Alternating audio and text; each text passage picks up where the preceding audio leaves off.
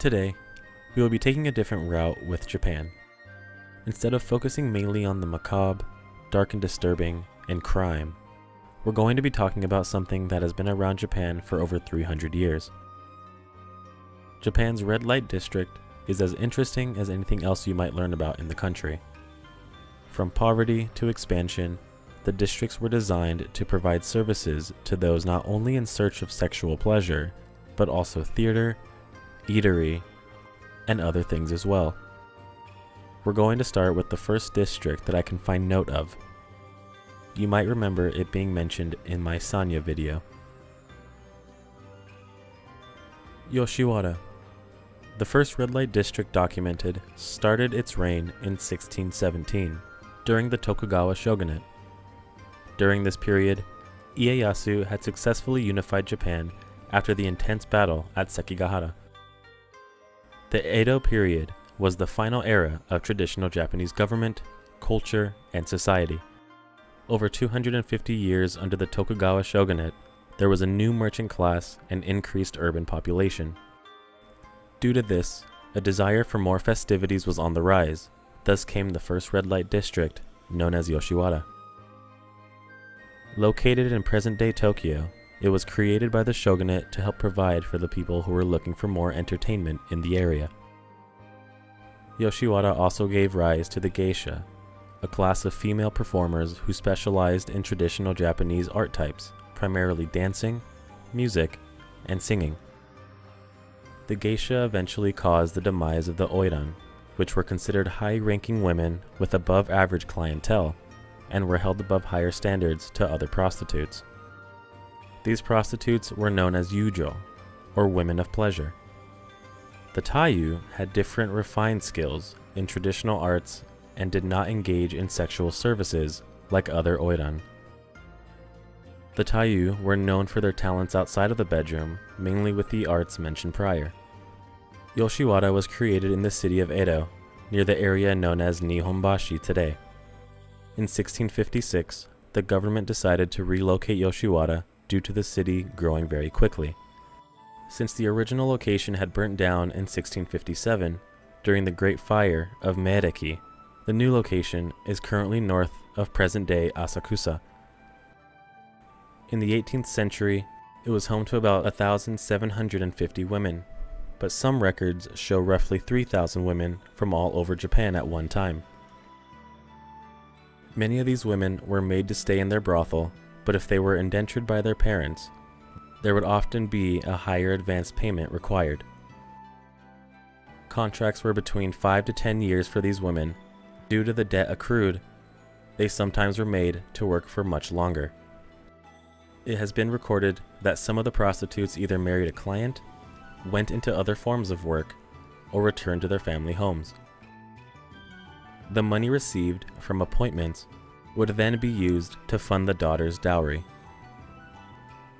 Many young girls would be taken in as an apprentice to learn from an experienced worker, and once she completed her training and had enough experience and reached the required age, she would then become a courtesan herself. Some of the girls would often have their brothel contracts bought out by a rich man, and in return would get to marry the prostitute.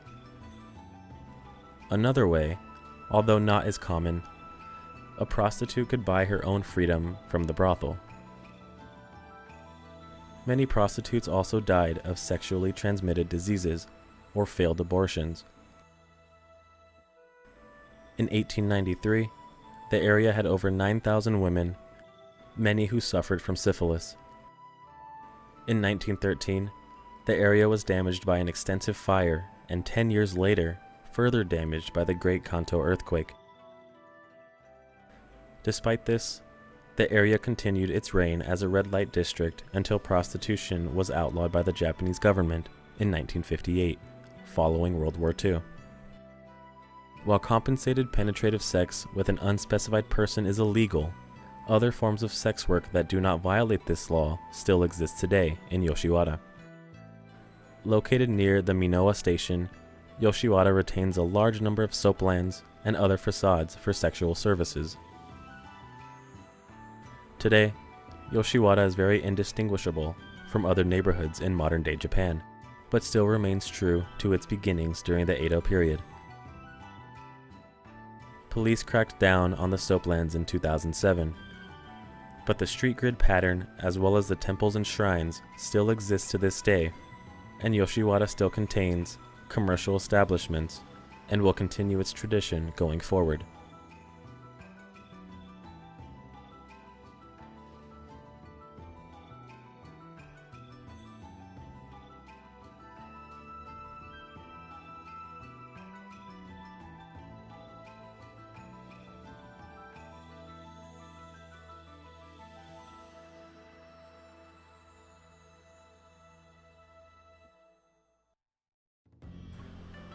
Kabukicho is an entertainment district in Shinjuku, Tokyo, Japan.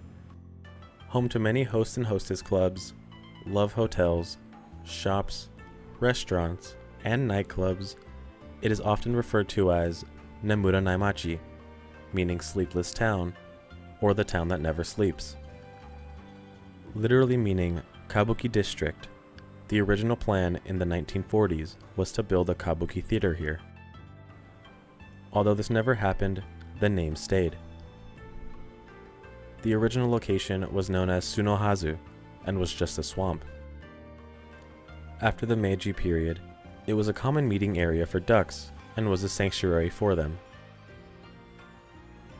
When the Yodobashi purification plant was built in 1893, the pond was filled in and urbanization began. An all-girls school was built in 1920, and the surrounding areas became residential.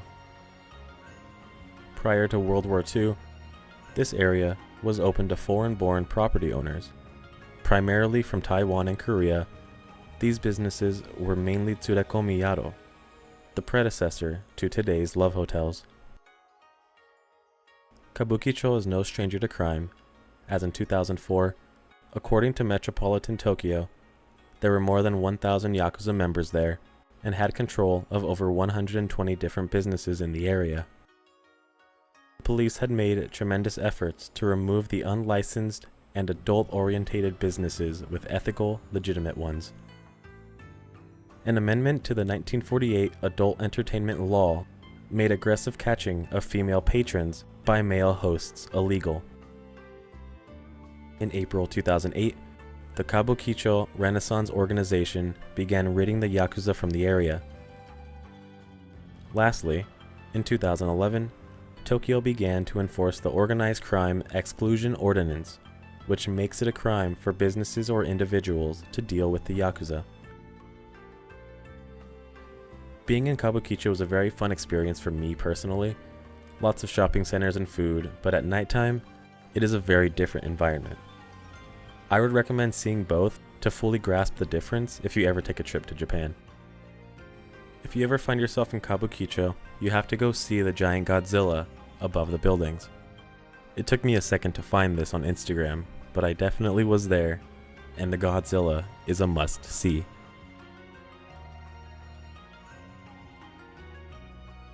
As you can tell, Japan finds a lot of value in their red light districts, and will do anything they can to make sure they can continue that tradition.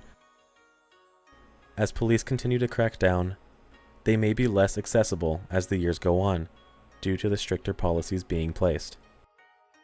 There are other smaller areas of Japan that are considered red light districts, but they are mostly defunct of most sexual services, and only function as entertainment districts.